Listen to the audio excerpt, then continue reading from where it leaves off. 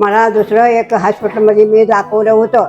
मग त्यांनी म्हणला पडदा आले, तुमच्या डोळ्याला ऑपरेशन व्हायचं मुश्किल आहे. सुशिला आप्पासाहेब बेळुंके माझा मुलगा आर्वीचा आहे. मग त्यांच्या मार्फत मी इथं आलेले आहे हॉस्पिटलमध्ये. आणि इथं आल्यानंतर मग आतमध्ये मोतीबिंद झालं होतं. मग त्यांना सक्षम दिसले, मला डोळ्याचे त्याने ऑपरेशन केले आणि मला आता अगदी सक्षम चांगलं दिसायला. आबांनी चांगलं केले. ह्याच्या अगोदर माझं आता 15-20 वर्षाच्या पाठीमागं आबाकडे मी आलो होतो. माझ्या डोळ्यातलं पाणी खूप जात होती. त्यावेळेस आबांनी ती बंद केले मला.